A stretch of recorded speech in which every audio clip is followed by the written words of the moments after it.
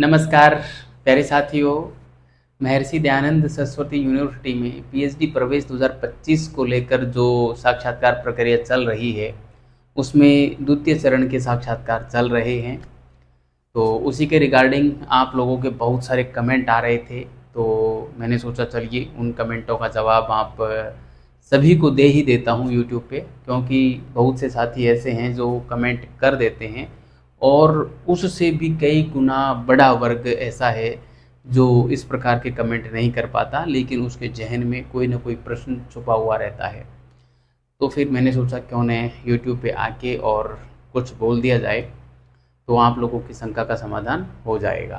ठीक है, प्रश्न आप लोगों का अधिकांश थे तो ये था कि सर जिन सब्जेक्टों का साक्षात्कार हो चुका है उनका रिजल्ट कब आएगा, यानी कि एक तो इतिहास विषय का और एक भूगोल का, प्लस हिंदी का चल रहा है और पॉलिटिकल साइंस का चलेगा। 19 जुलाई के बाद शायद पॉलिटिकल साइंस का होगा। तो एक तो प्रश्न ये था। दूसरा प्रश्न ये था कि जिनका फर्स्ट फेज़ का चरण हो चुका उनका क्या होगा, उनको कब फीस के लिए बुलाएंगे या आगे की प्रोसेस क्या रहेगी, एक कमेंट उनका भी था। और एक कमेंट जो रनिंग में अभी कंटिन्यू इंटरव्यू चल रहे हैं हिंदी वाले, तो हिंदी वाले और पॉलिटिकल साइंस वाले दोनों ही ये मैसेज कर रहे थे कि रिसर्च प्रपोजल लेकर जाना अनिवार्य है क्या, रिसर्च प्रपोजल कैसे बनाएं और साक्षात्कार में क्या क्या पूछा जा रहा है। तो इन तमाम प्रश्नों के जवाब आज मैं इस सेशन में एक साथ देने वाला हूँ। बहुत सारे वीडियो ने बनाकर एक ही वीडियो में मैं इनके जवाब दे दूंगा, जितना मेरा अनुभव है और जितना मैंने अब तक आप लोगों को मार्गदर्शन दिया है उसके बेस पे, और जो नोटिफिकेशंस मैंने इतने सारे पढ़े हैं अब तक उसके आधार पे। ठीक है, तो चलिए मैं बात करता हूँ। सबसे पहले तो मैं उन लोगों की बात कर लूँ कि जिनका फर्स्ट फेज़ में इंटरव्यू हो चुका है उनकी प्रोसेस कब शुरू होगी। तो देखिए, यूनिवर्सिटी है, वैसे तो कभी भी कर सकती है, लेकिन सामान्यतः कोर्स वर्क सभी का एक साथ प्रारंभ होगा, है ना।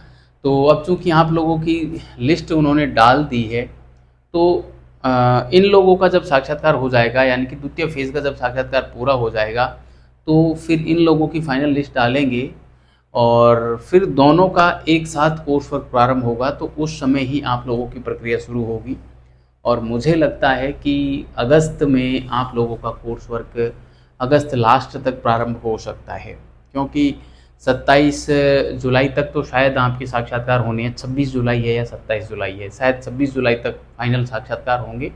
पॉलिटिकल साइंस का अंतिम दिन होगा और उसके बाद आपका रिज़ल्ट बनेगा। तो रिज़ल्ट बनाने में भी ये कुछ समय लेंगे, 2 3 4 5 दिन का समय तो मुझे लगता है लेंगे।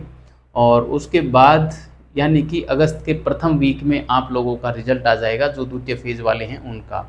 और फिर फाइनली आप लोगों से फ़ीस डिपॉजिट करने के लिए हो सकता है 15 अगस्त तक आप लोगों को फ़ीस जमा करने का कहें, या 20 अगस्त तक कह सकते हैं। और जैसे ही आप फ़ीस जमा कराएंगे उसके बाद आपका जो सेशन है वो प्रारंभ माना जाता है। ठीक है, तो लास्ट मान लो 30 अगस्त तक तो आपको बुला ही लेंगे। तो इसलिए मैं कह रहा हूँ कि अगस्त लास्ट से आपका कोर्स वर्क प्रारंभ हो जाएगा, यानी कि आपका सेशन प्रारंभ हो जाना चाहिए। ठीक है, तो एक प्रश्न तो मैंने ये क्लियर किया। दूसरा ये कि अभी रनिंग में जिनका साक्षात्कार चल रहा है वो साथी ये पूछ रहे थे कि सर क्या पूछा जा रहा है, साक्षात्कार में क्या पूछा जा रहा है। तो देखिए साथियों, साक्षात्कार में वही पूछा जा रहा है जो मैं पिछले हर वीडियो में लगभग बताता आया हूँ। आपका बेसिक परिचय तैयार करके जाइए आप। ठीक है, उसमें से आपका परिचय पूछेंगे जिसमें 10th 12th graduation post graduation इनके मार्क्स कितने आए थे, कितनी प्रतिशत आपकी बनी थी, टोटल मार्क्स कितने थे, और आपने यदि इनके बीच में गैप रहा है तो गैप क्यों रहा है। ठीक है, इसके अलावा आप ऑथेंटिक पुस्तकों के नाम ज़रूर देख के जाएं। कुछ ऑथेंटिक पुस्तकों के नाम आपसे पूछे जा रहे हैं कि आपने क्या पढ़ के आए हो। तो आप पहली चीज़ तो ऑथेंटिक पुस्तक पढ़ी है, उसके बारे में कुछ पता है तो ही आप वहाँ पे नाम बताएं, अन्यथा आप वही बताएं जो आप पढ़ के जा रहे हैं। ठीक है, झूठ नहीं बोलें। और आप कोई भी पुस्तक एक बार नाम देख लें कि ये पुस्तक है ऑथेंटिक, और उसका राइटर, उसका प्रकाशन वर्ष और उसका प्रकाशक और उसके पेज नंबर देख लें, और उसकी मेन थीम क्या है या उसके मेन कंसेप्ट क्या है उसके बारे में थोड़ा थोड़ा सा जाने रहें, तो आप जो है उस पुस्तक का नाम वहाँ पर ले सकते हैं। अन्यथा मान लो आपने पुस्तक का नाम ले लिया, सर ये पुस्तक पढ़ के आया हूँ, फिर उसमें से उन्होंने कोई प्रश्न किया और उसका जवाब आप नहीं दे पाए, तो फिर दिक्कत हो जाएगी। ठीक है, इसलिए आप जो है बढ़िया तरीके से अपने कंटेंट को तैयार करके लेके जाएं। ठीक है, तो बेसिक परिचय से तो ये पूछ रहे हैं, कई बार हिंदी वालों से तो नाम का अर्थ वगैरह भी पूछ लिया था, तो हिंदी वाले अपना नाम का अर्थ भी देख के जाएं, क्योंकि शब्दों पे जाते हैं हिंदी वालों से, शब्दों के बारे में पूछ लेते हैं। ठीक है, और इसके अलावा आपका टॉपिक क्या है, टॉपिक के ऊपर ही सबसे महत्वपूर्ण प्रश्न तो टॉपिक पे पूछे जाते हैं। आपका टॉपिक क्या है, आपकी शोध की समस्या क्या है, वही सारे प्रश्न, आपकी हाइपोथेसिस क्या है, आपकी रिसर्च मेथोडोलॉजी क्या होगी, यानी कि आप कैसे अपने शोध को अंजाम देंगे, आप क्या सोचते हैं टॉपिक के बारे में, अब तक क्या शोध हो चुका है, आपके इसकी ऐतिहासिक पृष्ठभूमि कैसे बनाएंगे, आपके स्रोत क्या रहेंगे। इस प्रकार के बेसिक से प्रश्न आपसे पूछे जाते हैं और उनका जवाब आपको देना होता है। तो इन तमाम प्रश्नों का जवाब देने के लिए आपको रिसर्च प्रपोजल बनाना पड़ता है। यदि आपने रिसर्च प्रपोजल बनाया है ना, तो इन तमाम प्रश्नों के जवाब आप बेहतरीन तरीके से दे दोगे, अन्यथा आप इन प्रश्नों के जवाब दे नहीं पाओगे। इसलिए मैं कह रहा हूँ कि आप जो है रिसर्च प्रपोजल ज़रूर बना के लेके जाएं, भले ही यूनिवर्सिटी ने नहीं मांगा हो, लेकिन यदि आप रिसर्च प्रपोजल बना कर लेके जाएंगे तो आपका जो साक्षात्कार है वो गजब का होगा, बेस्ट होगा, क्योंकि आप हर प्रकार के प्रश्न का जवाब दे सकने की स्थिति में रहेंगे। क्योंकि वो 10-11 पेज का होता है, 9-10 पेज में बन जाता है, 7-8 में बन जाता है। तो मान लीजिए आपकी समस्या क्या है उसको आपने लिखा है और उसको 2-3 बार पढ़ा है, तो आप क्यों नहीं देंगे जवाब, वहाँ आराम से देंगे।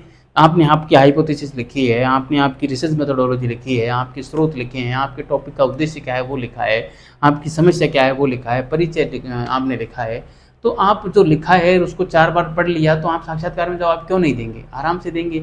लेकिन आपने लिखा नहीं है, केवल बस मन में एक टॉपिक सोच लिया और इस पे करना है, इस पे करना है, ये जाके बता देंगे, वहाँ जाके चले गए, वहाँ टॉपिक ने पूछ कर आपसे समस्या पूछ ली, आपकी रिसर्च मेथोडोलॉजी पूछ ली, आपकी स्रोत पूछ लिए, तो आप क्या जवाब दोगे, क्योंकि आपने तो पहले तैयार किया ही नहीं है, आपको पता ही नहीं है आपके लिए स्रोत क्या होंगे, आपकी रिसर्च मेथोडोलॉजी क्या होगी, है ना। तो इसलिए रिसर्च प्रपोजल यूनिवर्सिटी के लिए नहीं लिया जाता, यूनिवर्सिटी के लिए नहीं बनाया जाता, बल्कि खुद के लिए बनाया जाता है।